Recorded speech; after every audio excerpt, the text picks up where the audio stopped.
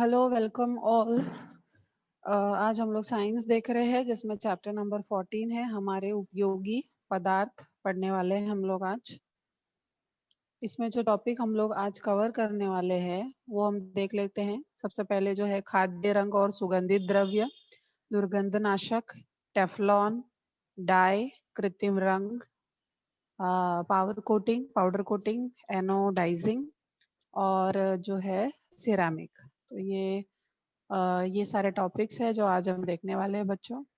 जैसे इसमें सबसे पहले है खाद्य रंग और सुगंधित द्रव्य, जैसे फूड कलर्स एंड एसेंस।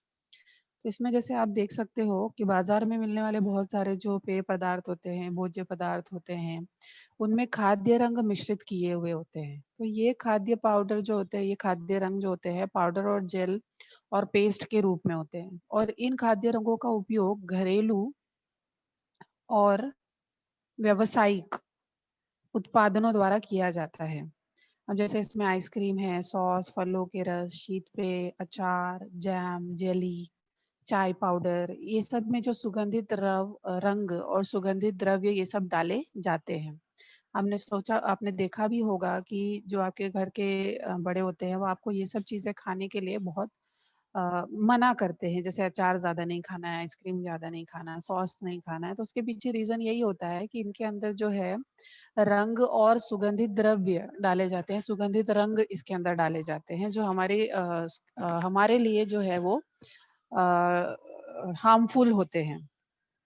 अब जैसे बाजार में जो पैकिंग में मिलने वाले मांस, चिकन, मटन या लाल मिर्च, हल्दी, मिठाई जैसे अन्य पदार्थ भी जो होते हैं, उनका रंग जो है वो बहुत अच्छा दिखे इसके लिए उसके अंदर खाद्य रंग मिश्रित किए जाते हैं। ठीक है?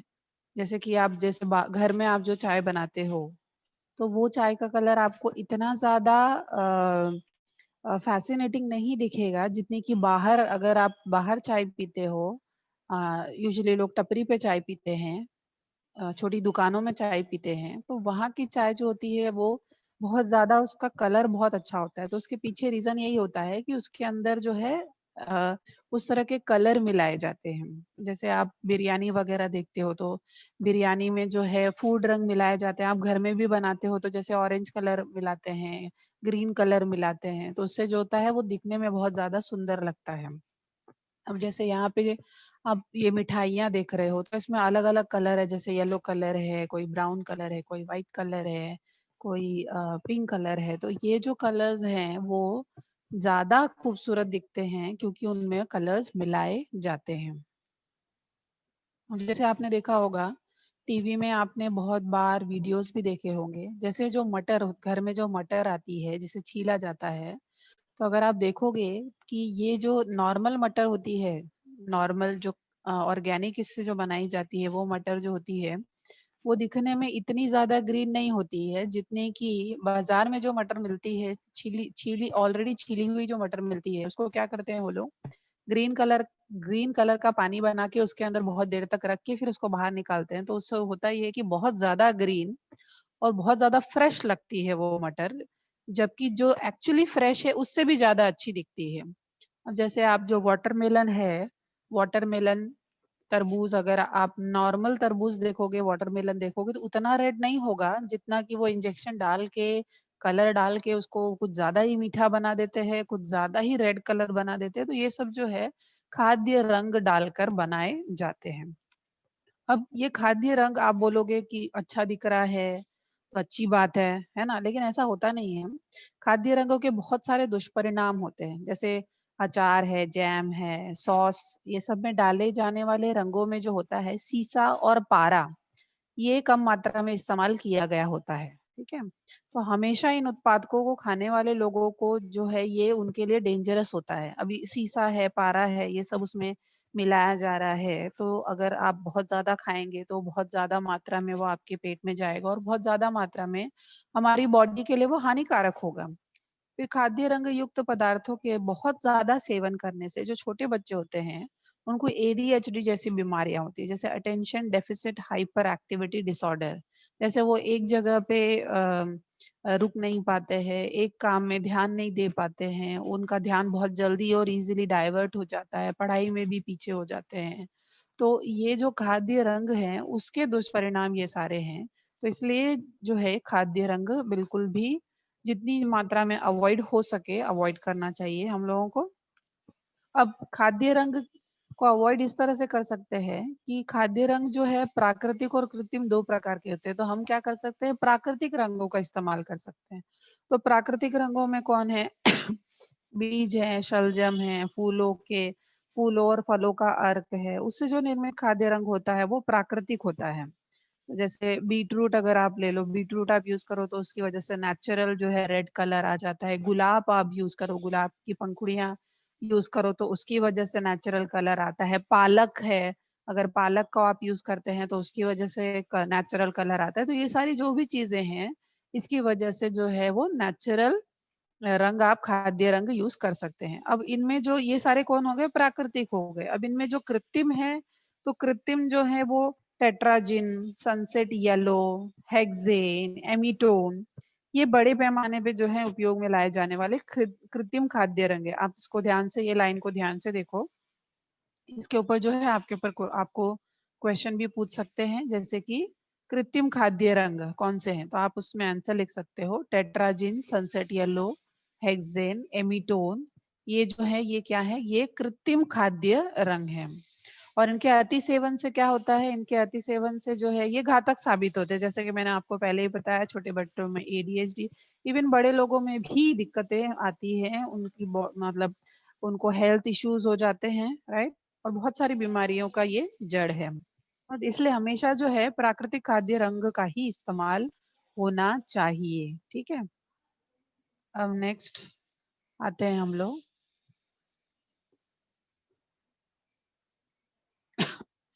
जैसे कि देखो मैंने आपको गुलाब का बताया। अब आते हैं नेक्स्ट डाई पे।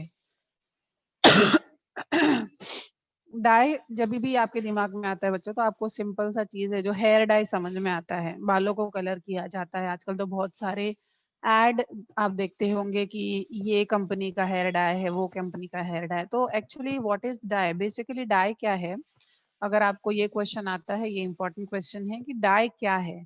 तो डाई में आप आंसर या परिभाषा इसकी है, वह रंगीन पदार्थ जिसे किसी वस्तु पे लगाने से उस वस्तु को रंग प्रदान करता है, तो उसे डाई कहते हैं, ठीक है। तो डाई क्या है, तो डाई, जो डाई की परिभाषा है वो है कि वो वह रंगीन पदार्थ जिसे किसी वस्तु पर लगाने से उस वस्तु को रंग प्रदान करता है, उसे डाई कहते हैं। सामान्यतः डाई जो है वो पानी में घुलनशील होता है और तेल में अघुलनशील होता है। कई बार कपड़ा रंगने के बाद दिया गया रंग पक्का होने के लिए रंग बंधक का उपयोग किया जाता है। जैसे कि मैंने आपको बताया कि डाई का जब नाम आता है तो आपको यूजुअली हेयर डाई समझ में आता है।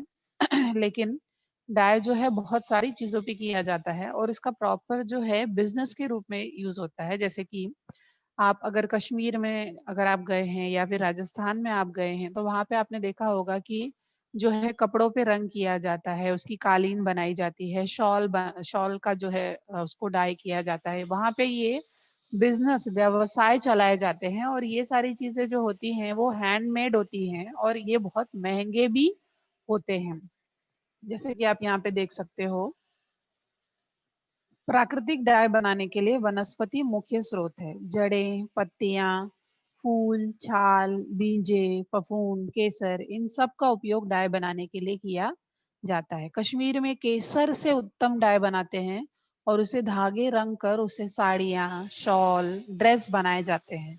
वो बहुत महंगे भी होते हैं और इस व्यवसाय पर बहुत से लोगों की आजीविका चलती है। जैसा कि मैंने आपको पहले बताया कि बहुत सारे लोग इस बिजनेस में होते हैं और उनके पास एक प्रकार का इंस्ट्रूमेंट होता है जिसे वो इन प्राकृतिक कलरों में डुबा कर फिर जो है कपड़ों पे वो डाई या डिजाइन्स बनाते हैं और ये बहुत ही बारीक कारीगरी होता है। राजस्थान की जो लेडीज होती हैं उनका तो मुख्य मुख्य बिजनेस ही यही है। वहां पर जो है ये आजीविका, यानी कि उससे ही उनकी जो ब्रेड एंड बटर चलता है उनका, आप बोल सकते हो। बाल रंगने के लिए मेहंदी की पत्तियों का उपयोग स्वास्थ्य की दृष्टि से सुरक्षित होता है। आपने अपने घर में देखा होगा, आपके पेरेंट्स को देखा होगा, वो मेहंदी की पत्तियां तोड़कर लाते हैं उसे सुखाकर पीस कर जो है बालों में लगाते हैं, जिससे जो है वो नेचुरल डाई हो जाते हैं उनके बाल, ठीक है। अब जो ये सारे जो हमने बात की वो बात की प्राकृतिक डाई का, जैसे जो उसका मुख्य स्रोत जो है वनस्पति है, तो उसकी जड़ों से, पत्तियों से, फूल, छाल, बीजे, फफूंद, केसर, इन सब से जो है ये डाई बनाया जाता है। अब बाल रंगने के लिए मेहंदी की पत्तियों का उपयोग हो रहा है, ये भी जो है प्राकृतिक है। अब जो कृत्रिम डाई की खोज जो है वो 1856 में विलियम हेनरी पर्किन ने की।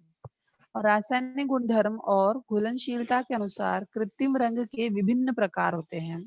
इनमें पेट्रोलियम के उप उत्पादकों और खनिजों का उपयोग भी किया गया होता है। तो यहाँ पर हमने देखा डाई के बारे में, डाई प्राकृतिक और कृत्रिम डाई दोनों हमने यहाँ पे देखा, और कौन सा जो है हमारे लिए सही है वो भी हमने देखा। प्राकृतिक जो डाई है उसी का इस्तेमाल होना चाहिए, कृत्रिम डाई का इस्तेमाल नहीं होना चाहिए, क्योंकि हम जानते हैं कि कृत्रिम डाई में क्या क्या परेशानियां हमको हो सकती हैं। जैसे कि आप यहाँ पर देख सकते हो, जैसे ये हल्दी के कलर से लिया है, ये पालक के कलर से, ये मिर्च का कलर है। अब यहाँ पे आप देखो पोमोग्रेनेट यानी कि अनार, आप अनार के छिलके यहाँ पे देख सकते हो, और इस धागे को कैसे अनार का कलर दिया है वो भी देख सकते हो। फिर यहाँ पे जो धागे हैं आप देख सकते हो, यहाँ पे प्राकृतिक या कृत्रिम डाई यूज करके उनको कलर किया गया है। इनसे जो है साड़ियाँ बनती हैं, शॉल बनते हैं, बेडशीट्स बनती हैं, कालीन बनते हैं, और इसी के ऊपर जो है इनकी आजीविका, बहुत सारे लोगों की आजीविका चलती है।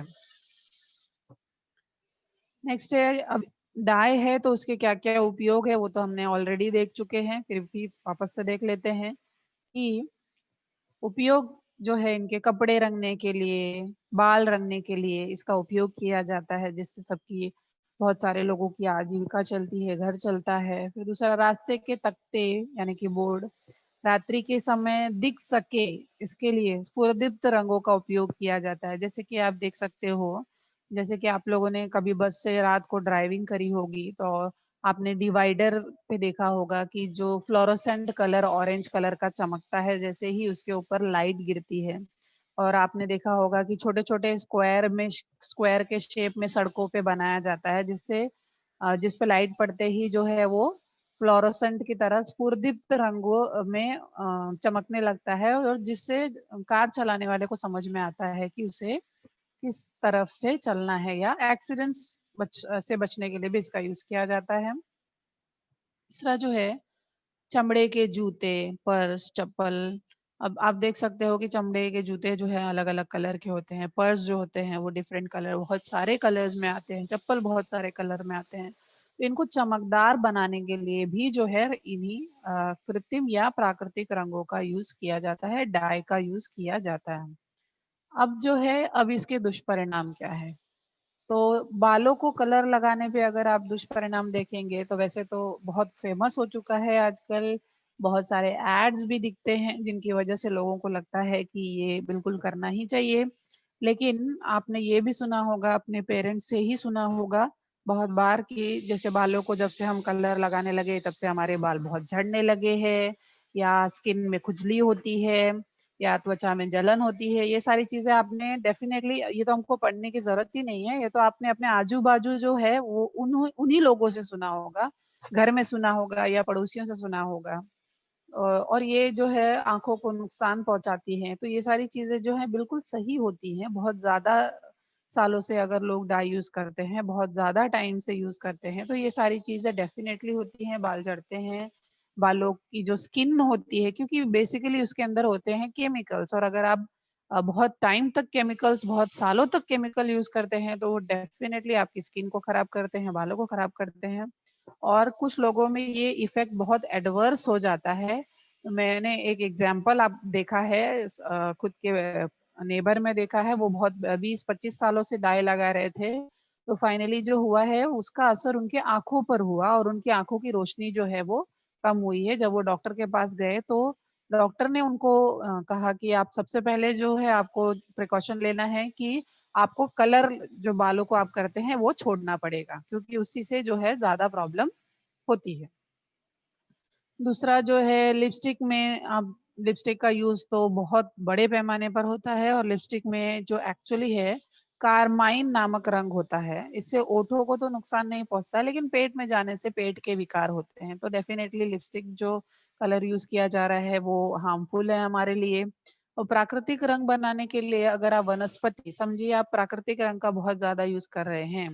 उसके लिए प्राकृतिक रंग बनाने के लिए वनस्पतियों का यूज़ करना पड़ेगा और बहुत ज़्यादा वनस्पति का उपयोग अगर आप कर रहे हैं, तो वनस्पतियों को काटना पड़ता है जड़ से, छाल से, तने से, पत्तियों से हम उनका ज़्यादा यूज़ करेंगे तो उनको पेड़ों को काटना पड़ेगा और बहुत ज़्यादा पेड़ कट करेंगे तो हमको पता है कि पर्यावरण का नुकसान होगा। तो अगर आप प्राकृतिक कलर भी बहुत ज़्यादा यूज़ कर रहे हैं, तो कहीं न कहीं जो है आप वो पर्यावरण को नुकसान पहुँचा ही रहे हैं। नेक्स्ट जो है, आप देखोगे कृत्रिम रंग, आर्टिफिशियल कलर्स।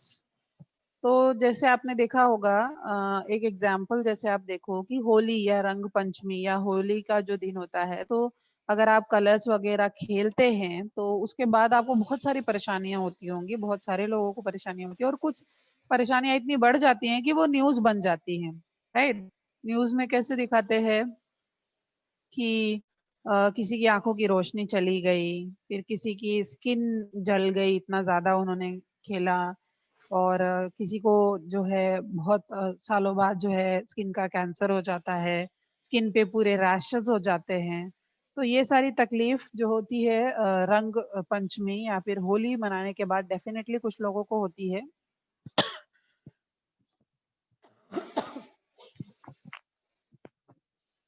सॉरी। तो रंग पंचमी पर रंग खेलने और घरों को रंगने और सजाने आदि में हम कृत्रिम रंगों का बहुत ज़्यादा इस्तेमाल करते हैं। जैसे होली में मैंने बहुत सारे बच्चों को देखा है, तो वो पता नहीं कहाँ-कहाँ से ढूँढ-ढूँढ कर इतने हार्मफुल केमिकल्स वाले कलर्स लेकर आते हैं और उनका इंटेंशन होता है कि सामने वाले को बहुत अच्छे से कलर लगाएँगे ताकि 2-4 साल ना छूटे। उनका इंटेंशन वही होता है। राइट? तो जो इस तरह से कलर्स अगर आप यूज़ करते हैं, तो इसके बहुत ज़्यादा एडवर्स इफ़ेक्ट जो है सामने वाले पर पड़ते हैं। सबसे घातक रंग जो होता है वो लाल कलर का होता है। तो लाल कलर में जो होता है पारे की मात्रा सबसे अधिक होती है और जिसी के कारण अंधापन होना या त्वचा का कैंसर होना या अस्थमा या त्वचा की खुजली या फिर त्वचा के रंग हमेशा के लिए बंद होना जैसे खतरे उत्पन्न हो जाते हैं। इसलिए कृत्रिम रंग का उपयोग जो है सावधानी पूर्वक हमेशा करना चाहिए, राइट? तो और रंग पंचमी में भी या होली में भी इसको आप कैसे बच सकते हो? तो इसके लिए भी जैसा कि मैंने बताया कि प्राकृतिक कलर्स यूज़ कर सकते हैं, जैसे कि गुलाब की पंखुड़ियाँ हैं, पालक है, बीटरूट है और अभी तो जो है नए किस्म के जो है कलर्स आ गए हैं, ऑर्गेनिक कलर्स आ गए हैं, तो वो सब का यूज़ करना ही बेहतर होता है। नेक्स्ट है डिओड्रेंट। अब आप डिओड्रेंट में आप देख सकते हो कि दुर्गंधनाशक जिसे कहते हैं, तो ये दुर्गंधनाशक जो हैं बहुत सारे ब्रांड्स के होते हैं, बहुत सारे आकर्षक बॉटल्स या डेकोरेटिव इसमें आपको बेचे जाते हैं। मीडिया में आप देखते हो और फिर हर दूसरा एड जो होता है वो डिओड्रेंट का ही होता है और स्पेशली जो 9-10th के बच्चे होते हैं वो बहुत ज़्यादा फ़ैसिनेटेड हो जाते हैं इन एड्स को देखकर उनको लगता है डिओड्रेंट नहीं लगाया तो फिर आज पूरा दिन खराब हो गया है या डिओड्रेंट लगाया तो आज का दिन बहुत अच्छा है, खुशबू आनी चाहिए। इस तरह से जो है उनकी थिंकिंग बन जाती है बिकॉज़ ऑफ दिस जो टीवी एड्स आते हैं उनकी वजह से। बट आपके लिए जानना बहुत ज़रूरी है बच्चों कि जो शरीर पर आने वाले जो पसीने जो होता है, वो शरीर का जो पसीना होता है, वो बहुत इम्पोर्टेंट होता है। शरीर में पसीना होना चाहिए, वो कोई बुरी बात नहीं है। The only thing is that कि शरीर पर आने वाले जो पसीने हैं, उसका सूक्ष्म जीवाणुओं द्वारा विघटन होने की वजह से जो है दुर्गंध आती है। तो इस दुर्गंध को रोकने के लिए जो है वो दुर्गंधनाशक का यूज़ किया जाता है। दिन भर हमेशा जो है हैप्पी फीलिंग आती है आप लोगों की मतलब खुशबू आ रही है हमारे यहाँ हमारी बॉडी में से तो इसके लिए जो है सुगंधित डिओड्रेंट का लोग यूज करते हैं और जो स्कूल के या कॉलेज के जो स्टूडेंट्स होते हैं वो बहुत ज़्यादा इस्तेमाल करते हैं इसका। जैसा कि मैंने आपको बताया कि टीवी पे दिखाए जाने वाले जो विज्ञापन होते हैं, एड्स जो होते हैं, उनकी वजह से बच्चे ज़्यादा ध्यान देते हैं। लेकिन इसके अंदर मैं आपको बता दूँ कि इसमें पैराबेन्स, राइट? इसमें जो कि बहुत ज़्यादा मात्रा में इसमें केमिकल्स होते हैं। तो इसमें पैराबेन्स जैसे कि methyl, ethyl, propyl, benzyl, butyl, alcohol का अनुपात बहुत अधिक मात्रा में होता है और एल्यूमिनियम के यौगिक और सिलिकॉन का इसमें इस्तेमाल किया जाता है। पहला जो है, अब इसमें 2-3 तरह के डीओ होते हैं। पहला सामान्य डीओ होता है, दूसरा जो है पसीना रोकने वाला डीओ होता है, तीसरा जो है वैद्यकीय डीओ होता है। तो सामान्य डीओ में क्या होता है, इसमें एल्यूमिनियम के यौगिकों का अनुपात जो होता है वो कम होता है। सबके अंदर जो है केमिकल्स होते हैं, लेकिन सामान्य डीओ में जो केमिकल है एल्यूमिनियम, उसके जो अनुपात होता है वो थोड़ा कम होता है और ये पसीने की दुर्गंध को कम करता है। दूसरा है पसीना रोकने वाला डीओ। तो पसीना स्रावित करने वाली ग्रंथियों का प्रमाण ये कम करता है और इसमें एल्यूमिनियम क्लोरोहाइड्रेट्स का अनुपात 15% होता है। तो इसके कारण पसीना आने वाली ग्रंथियां जो होती है वो पूर्णतः बंद हो जाती हैं। और एक होता है वैद्यकीय डीओ। तो जिस व्यक्ति को सच में बहुत ज्यादा पसीना आता है, तो उसकी वजह से क्या होता है, बहुत ज्यादा पसीना आने की वजह से उसका जो बैड इफेक्ट्स होता है वो उसकी स्किन पे पड़ता है। तो इसके लिए डॉक्टर्स जो है उसको वैद्यकीय डीओ, मेडिटेटिव डीओ यूज करने के लिए बोलते हैं, जिसमें 20 to 25% एल्यूमिनियम होता है और इसे केवल रात में ही यूज किया जाता है और डीओ ठोस गैस अवस्था में मिलते हैं। तो ये 3 तरह के डीओज आपने देखे हैं, लेकिन इसमें आप देख सकते हो कि हर किसी में 15% जो है एल्यूमिनियम क्लोरोहाइड्रेट्स है, किसी में 20 to 25% एल्यूमिनियम है। और ये बेसिकली करते क्या है कि जो पसीना आने वाली जो ग्रंथियां हैं जो अच्छी हैं, जिनसे पसीना निकलता है, तो जो बॉडी के टॉक्सिक केमिकल्स हैं वो शरीर से बाहर निकल जाते हैं। लेकिन अगर उनको पूर्णतः बंद कर दिया जाए इन डीओ की मदद से, तो होगा क्या, वो टॉक्सिक मटेरियल बॉडी के अंदर ही रह जाएंगे और उसकी वजह से फिर से जो है हमें हमारे बॉडी को जो है बहुत ज्यादा घातक परिणाम उस पे दिखाई देंगे, राइट? तो इसीलिए जो डिओड्रेंट है वो हमारे स्वास्थ्य के लिए अच्छे नहीं है। अब जैसे इसका दुष्परिणाम है, पहला तो एल्यूमिनियम जिरकोनियम, यह यौगिक डिओड्रेंट में सबसे घातक रसायन है। इसके कारण जो है सिर दर्द होता है। बहुत सारे लोगों को आप देखोगे कि बहुत ज्यादा डीओ अगर किसी ने लगा लिया है तो उनको जो है बाजू वाले को जो है हेडेक होने लगता है, राइट? सिर दर्द, एस्थमा, श्वसन के विकार, हृदय विकार जैसी व्याधियां जो है उनको होने लगती है। नेक्स्ट है एल्यूमिनियम क्लोरोहाइड्रेट्स के कारण त्वचा के विभिन्न प्रकार के विकार और त्वचा का कर्करोग, कर्करोग का मतलब होता है कि कैंसर, त्वचा का कैंसर होने की संभावना भी होती है। तो इसीलिए बच्चों, डिओड्रेंट का इस्तेमाल आप जितना ना करें उतना बेटर है। नेक्स्ट टॉपिक है अपना टेफ्लॉन।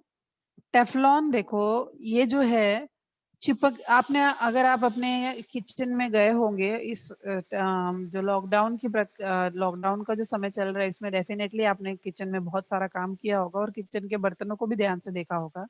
तो आपने कुछ बर्तन देखे होंगे नॉन स्टिक कुकवेयर होते हैं, जैसे कि सपोज आप उसमें ऑमलेट बना रहे हो या डोसा बना रहे हो, तो वो चिपकता नहीं है, राइट? तो वो जो चिपकता नहीं है, तो वो एग्जैक्टली क्या है, वो टेफ्लॉन है, टेफ्लॉन कोटेड है। यानी चिपकने की प्रक्रिया टालने के लिए रसोई के बर्तन, औद्योगिक उपकरणों में मुलम्मा देने के लिए टेफ्लॉन का उपयोग किया जाता है।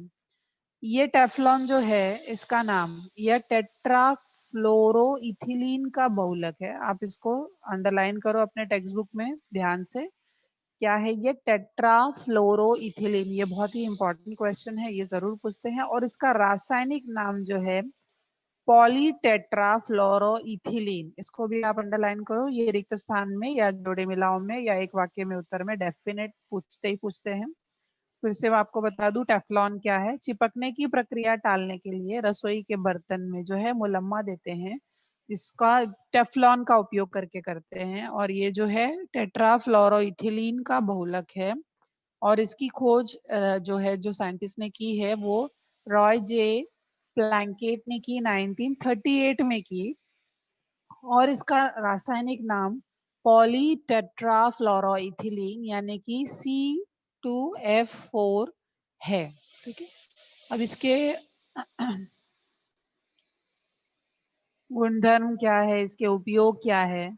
तो इसके गुणधर्म और उपयोग जो है, ये टेफ्लॉन जो क्वेश्चन है बच्चों, ये बहुत ही ज्यादा इम्पोर्टेंट क्वेश्चन है और ये 101% आपको जरूर जरूर पूछेंगे कि टेफ्लॉन की परिभाषा क्या है, या एक वाक्य में उत्तर में पूछ सकते हैं, या गुणधर्म या उपयोग में पूछ सकते हैं। तो गुणधर्म जो है, आप देखो, वातावरण और रासायनिक पदार्थों का टेफ्लॉन पर परिणाम नहीं होता है, इसलिए वो चिपकता नहीं है कोई भी खाद्य पदार्थ इसमें, और वो जो बर्तन होते हैं वो साफ करने में बहुत आसान होते हैं। दूसरा जो है पानी और तेल, ये दोनों पदार्थ टेफ्लॉन कोटेड वस्तुओं पर चिपकते नहीं हैं। पानी और तेल, ये दोनों पदार्थ टेफ्लॉन कोटेड वस्तुओं पर चिपकते नहीं हैं। उच्च तापमान का टेफ्लॉन पर परिणाम नहीं होता है क्योंकि टेफ्लॉन का द्रवणांक 327 डिग्री सेंटीग्रेड होता है। राइट, उच्च तापमान का टेफ्लॉन पर परिणाम नहीं होता क्योंकि टेफ्लॉन का द्रवणांक जो होता है 327 डिग्री सेंटीग्रेड होता है। फिर टेफ्लॉन कोटेड वस्तु को सरलता से साफ किया जा सकता है, जैसे कि मैंने आपको बताया कि वातावरण और रासायनिक पदार्थों का टेफ्लॉन पे परिणाम ही नहीं होता है, तो इस तरह की वस्तुओं को सरलता से साफ किया जा सकता है। तो गुणधर्म में जो है 2-3 पॉइंट्स तो बहुत ही आसान है जिसको आप आसानी से याद कर सकते हो। राइट, जैसे कि पहला वाला कि वातावरण रासायनिक पदार्थों का टेफ्लॉन पे परिणाम नहीं होता, पानी और तेल ये दोनों पदार्थ टेफ्लॉन कोटेड वस्तु पे चिपकते ही नहीं है, और टेफ्लॉन कोटेड वस्तु को सरलता से साफ किया जा सकता है। ये सब का रीजन क्यों है ये? क्योंकि ये इसका जो द्रवणांक है वो 327 डिग्री सेंटीग्रेड होता है। अब आ जाते हैं नेक्स्ट उपयोग के ऊपर। तो इसके उपयोग जो है इसके गुणधर्म की वजह से ही जो है रिलेटेड है। अब सुचालकता के गुणधर्म के कारण उच्च तकनीक के इलेक्ट्रॉनिक उपकरणों में और टेफ्लॉन के आवरण वाले विद्युत के तार और वस्तु बनाने के लिए टेफ्लॉन का उपयोग किया जाता है। रसोई के नॉन स्टिक वेयर तैयार करने के लिए इसका उपयोग किया जाता है। दुपहिया और 4 पहिया वाहनों के रंगीन पतरे पर तापमान बरसात का परिणाम होने से वे खराब न हो, इसलिए टेफ्लॉन की कोटिंग की जाती है। तो ये हमने देखा टेफ्लॉन के बारे में, कहाँ इसका यूज किया जा रहा है, कहाँ इसका उपयोग किया जा रहा है, गुणधर्म इसके क्या हैं।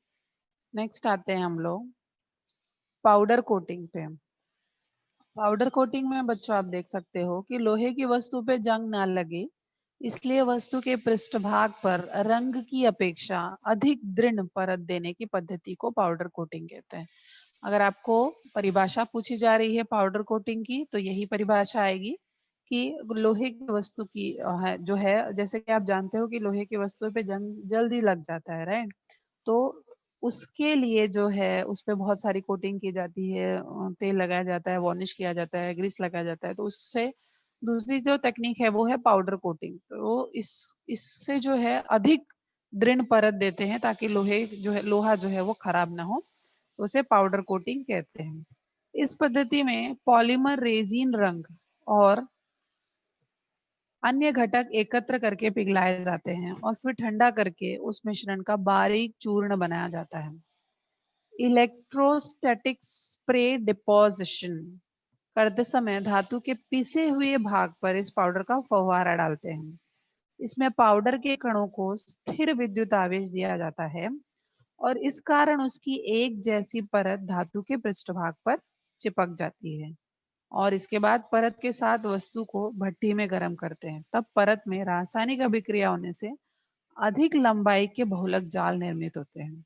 तो ये सारा काम हम इसलिए करते हैं क्योंकि ये जो पाउडर कोटिंग है ये बहुत ज्यादा अत्यंत टिकाऊ होती है, दृढ़ होती है और दिखने में बहुत आकर्षक होती है। प्लस लोहे का बचाव होता है, जिस पर भी हम ये कोटिंग कर रहे हैं उसका जो है बचाव होता है, उसको क्षरण से बचा सकते हैं। नेक्स्ट है एनोडीकरण। एल्यूमिनियम के धातु के पृष्ठभाग पर हवा की ऑक्सीजन के साथ अभिक्रिया होने से प्राकृतिक रूप से एक संक्षारक परत निर्मित होती है। इसे भी हम क्या कर रहे हैं, कोटिंग ही कर रहे हैं, लेकिन इसे एनोडाइजिंग बोलते हैं। एनोडीकरण प्रक्रिया द्वारा यह परत वांछित मोटाई की बनाई जा सकती है। मतलब एनोडीकरण प्रक्रिया में आप परत चढ़ा तो सकते हो, लेकिन उसको जो है आप मोटी परत चढ़ा सकते हो, इसमें ये जो है आपको सुविधा है। और ये विद्युत अपघटन पद्धति का उपयोग करके ये एनोडीकरण किया जाता है। विद्युत अपघटन सेल में आप देख सकते हो, जैसे यहाँ पे डायग्राम में है, तनु अम्ल लेकर उसमें एल्यूमिनियम की वस्तु को धनाग्र में डुबाते हैं। विद्युत प्रवाह शुरू करने पर ऋणाग्र के पास हाइड्रोजन गैस तो धनाग्र के पास ऑक्सीजन गैस मुक्त होती है। ऑक्सीजन के साथ अभिक्रिया होने से एल्यूमिनियम वस्तु रूपी धनाग्र पर हाइड्रेट एल्यूमिनियम ऑक्साइड की परत तैयार होती है। इस बीच में रंग डालकर इस परत को आकर्षक बनाया जा सकता है। एनोडीकरण किए गए तवे, कुकर जैसे रसोई के विभिन्न बर्तनों को हम इस्तेमाल करते भी हैं। ठीक है, तो ये है एनोडीकरण। ये भी जो है वस्तुओं को क्षरण से रोकने के लिए हम जैसे चाहे उस तरह की मोटाई की परत उस पर चढ़ा सकते हैं। नेक्स्ट हमारा टॉपिक है मृत्तिका। मृत्तिका जो है इस तरह के बर्तन, आप जैसा कि डायग्राम में देख रहे हो, इस तरह के बर्तन आपने बहुत देखे होंगे। जैसे बर्तनों के शॉप में गए हैं या स्पेशली मॉल्स वगैरह में गए हैं तो आपने इस तरह की जो है चाइना मिट्टी की जो है आपने बर्तन देखे होंगे। ये दिखने में बहुत सुंदर होते हैं, इनके ऊपर कारीगरी बहुत सुंदर तरीके से की गई होती है, अलग अलग प्रकार की। तो इसमें आप देख सकते हो मृत्तिका जो होती है, सिरामिक के बर्तन, जिसे इंग्लिश में शायद आपको ज्यादा नाम समझ में आया होगा, सिरामिक के बर्तन। मृत्तिका का अर्थ होता है अकार्बनिक पदार्थों को पानी में मिश्रित करके उसको आकार देना और भून कर तैयार किया गया उष्मारोधी पदार्थ। जैसे आप देख सो यहाँ पे इसका डेफिनेशन, अगर परिभाषा आपसे पूछते हैं मृत्तिका, तो मृत्तिका का अर्थ है अकार्बनिक पदार्थों का पानी में मिश्रित कर आकार देकर भूनकर तैयार किया गया उष्मारोधी पदार्थ। जैसे आपने कुम्हार को देखा होगा, वो छोटी मटकी या मटका जैसे बर्तन बनाते हैं। घर की छत पर आपने देखा होगा खपरेल के तरह के ईंटे हैं, देखा होगा आपने, कप प्लेट देखा है, टेरिकोटा की वस्तु हमारे आसपास मृत्तिका के बहुत सारे उदाहरण हैं। तो ये तैयार कैसे होती है? तो मिट्टी मिट्टी को पानी में मिश्रित कर उसे आकार देकर भट्टी में 1000 से 1150 डिग्री सेंटीग्रेड से तापमान पर भूनने से रंगमय मृत्तिका तैयार होती है। रंगमयता निकालने के लिए भुने गए बर्तन पर मिश्रित किया गया कांच का चूर्ण या ग्लेज लगाते हैं और बर्तन पुनः भूनते हैं। इस कारण सिरेमिक के पृष्ठभाग की रंगमयता निकल जाने से वो चमकीला बन जाता है।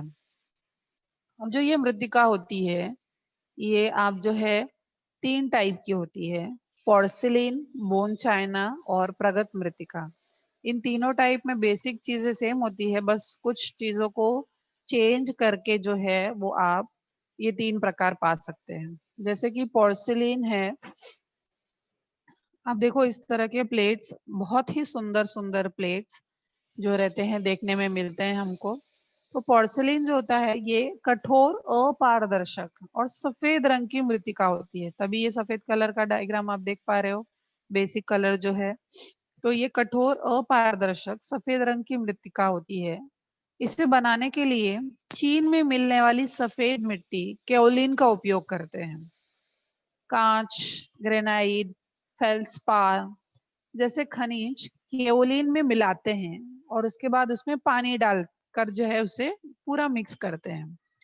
फिर तैयार जो मिश्रण है उसको आकार देते हैं, कौन से आकार का चाहिए वो आकार देके उसे फिर 1200 से लेके 1450 डिग्री सेंटीग्रेड के तापमान पर भूनते हैं और उसके बाद फिर जो है ये आकर्षक ग्लेज लगाते हैं, फिर पुनः भूनते हैं, फिर से भूनते हैं और इस तरह से जो है पोर्सिलीन के सुंदर बर्तन जो है तैयार किए जाते हैं। ठीक है, अब जैसे बोन चाइना में क्या डिफरेंट है, तो बोन चाइना में अगर आप देखोगे तो आपको सब कुछ सेम ही दिखाई देगा। जैसे ये बोन चाइना का कप है, लेकिन बेसिक इसके अंदर क्या चेंजेस किए गए, जैसे पहला केओलिन मिट्टी यानी चाइना की मिट्टी, सफेद मिट्टी, वो तो फिक्स है। फिर इसके अंदर जो है फेल्सपार खनिज बारीक सिलिका के मिश्रण में प्राणियों के हड्डियों की राख मिश्रित करके आगे की क्रिया की जाती है। और ये जो है ये करने से ये जो पोर्सिलीन मिट्टी तैयार हुई है उससे भी अधिक कठोर जो है ये बोन चाइना होता है।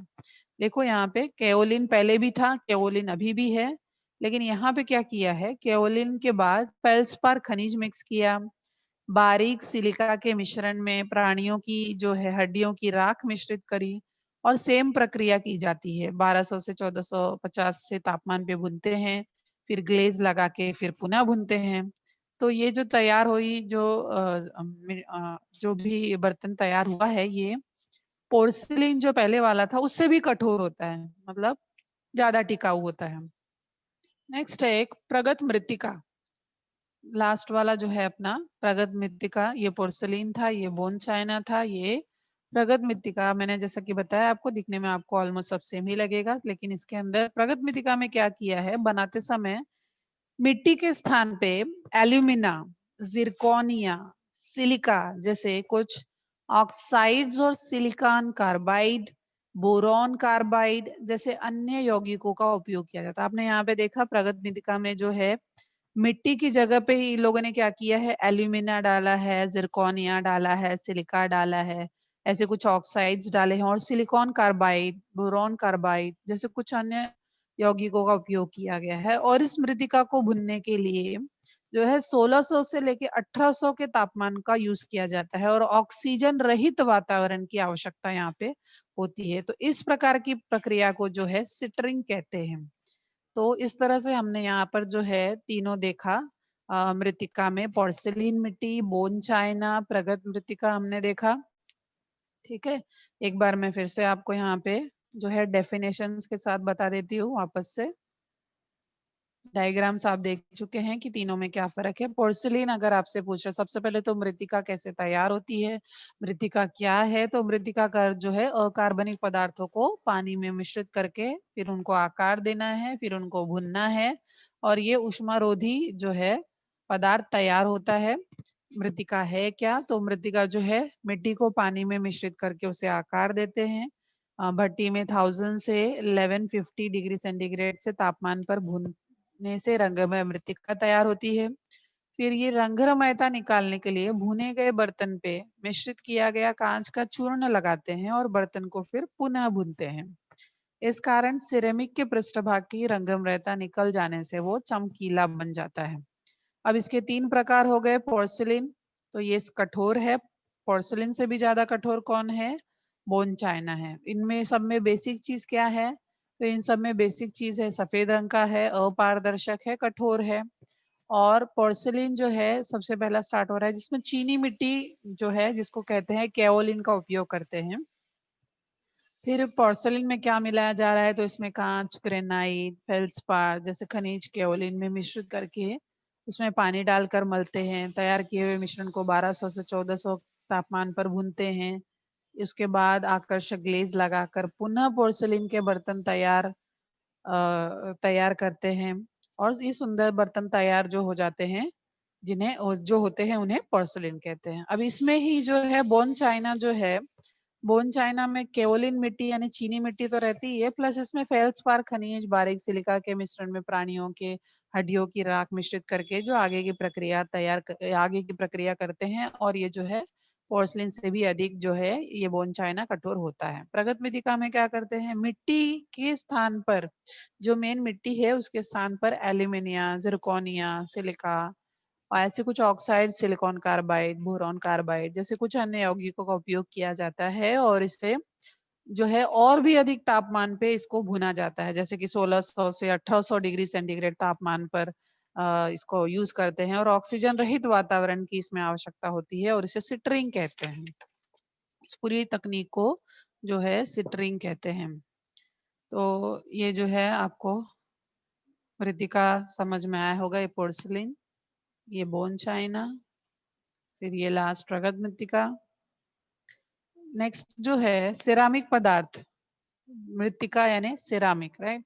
तो जो सिरामिक पदार्थ का उच्च तापमान पे विघटन नहीं होता है। सिरामिक भंगुर होता है, विद्युत रोधी होता है, जल रोधी होता है, यानी कि इसमें से ऊष्मा प्रवाहित नहीं हो सकती है, इसलिए इसका उपयोग विद्युत उपकरणों में। अब जब डेफिनेट है कि इसमें से ऊष्मा प्रवाहित नहीं होती है तो दैट मीन्स ये सेफ है। तो जितने भी विद्युत उपकरण हैं, भट्टी की आंतरिक सतह पे अगर लेप लगाना है, जहाज के विलेपन के लिए, जेट इंजन के पत्तों के विलेपन के लिए जो है इसका इस्तेमाल करते हैं। और स्पेस शटल के बाहरी परत पर भी विशिष्ट सिरामिक टाइल्स लगाए जाते हैं। फिर कुछ सिरामिक का उपयोग अति संभाग यानी सुपर कंडक्टर्स के रूप में भी इसका इस्तेमाल होता है।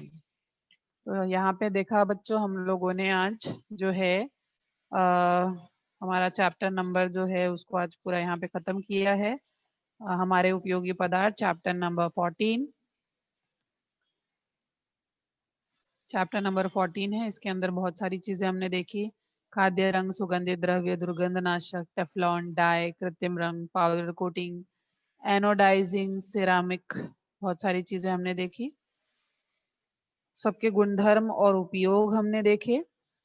आई होप आप सभी को जो है ये इंटरेस्टिंग चैप्टर अच्छा लगा होगा और आपको सारी चीजें समझ में आई हैं। किसी बच्चे को कोई डाउट है तो पूछ सकते हो।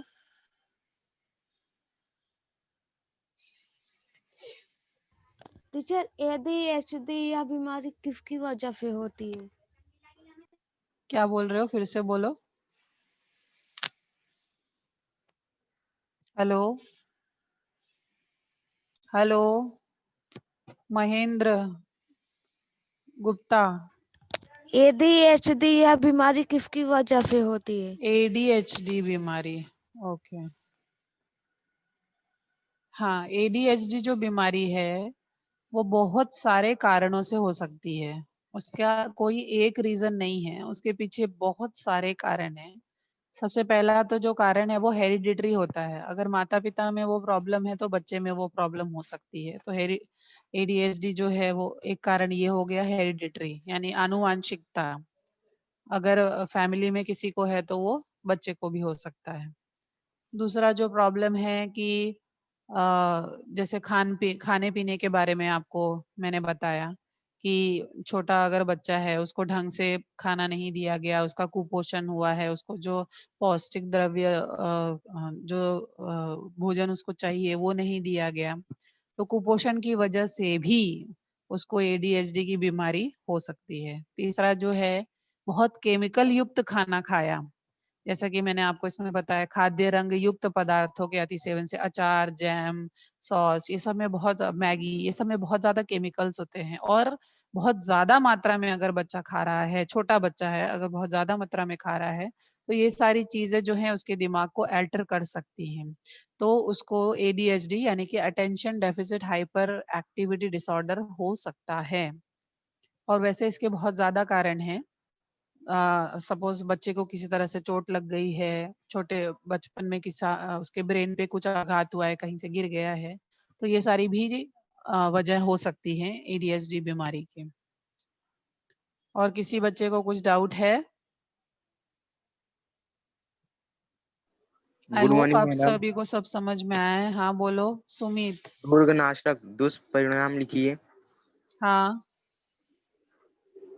जैसा कि मैंने आपको बताया दुर्गंधनाशक का हमने देखा कि जो है दुर्गंधनाशक जो है 3 टाइप के हैं। सामान्य डीओ, पसीनों रोकने वाले डीओ, वैद्यकीय डीओ आपने देखे। इसके अंदर जो है एल्यूमिनियम वगैरह का जो है एल्यूमिनियम और एल्यूमिनियम क्लोरोहाइड्रेट्स जो है केमिकल्स, बेसिकली केमिकल्स बहुत ज्यादा मात्रा में होते हैं।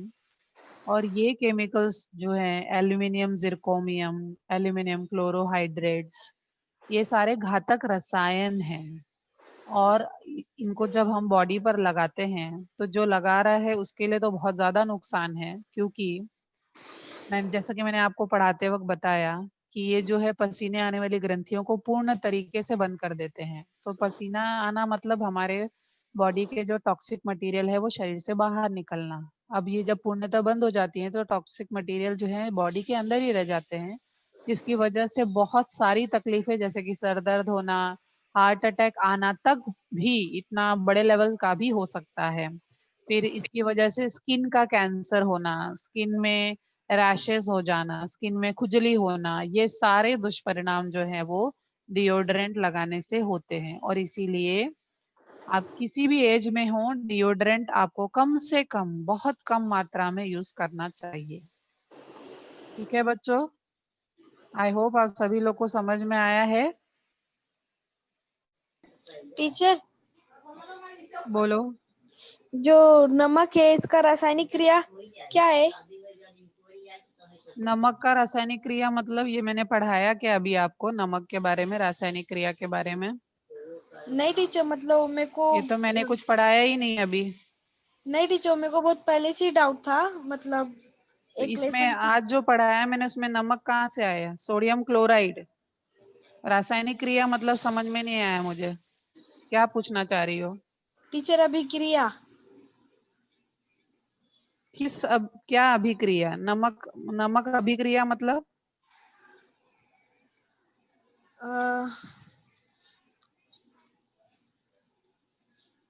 अच्छा टीचर, एड्स कौन सा बीमारी है?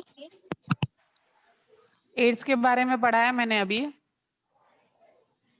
सेक्सुअली ट्रांसमिटेड डिजीज है ये, जिसको एड्स हुआ रहता है या तो उसकी इस्तेमाल की हुई सुई है या उसका इस्तेमाल किया हुआ रेजर है या उससे जो है सेक्सुअली अगर रिलेशन हुआ है तो ये जो है दूसरे को ट्रांसफर हो जाता है। तो ये सेक्सुअली ट्रांसमिटेड डिजीज है और ये HIV पॉजिटिव ब्लड में अगर जिनका ब्लड टेस्ट कराते हैं तो उसमें अगर HIV पॉजिटिव आता है दैट मीन्स उनके उनके ब्लड में उनकी बॉडी में ये वायरस है। बट जरूरी नहीं है कि उनको एड्स हो गया है। अगर वो अपना ध्यान रखते हैं, दवाइयां लेते हैं तो वो एड्स की कंडीशन तक नहीं पहुंचते हैं, लेकिन हाँ उनके अंदर ये वायरस मौजूद होता है और धीरे धीरे ये जो वायरस होता है वो बॉडी की जो आत्मरक्षा या जो बॉडी अपने आप को खुद से हील करती है या जो बीमारियों से वो अपने आप को बचाती है, उस जो वो जो आर्मी होती है बॉडी की उसको वो नष्ट करना शुरू करता है धीरे धीरे।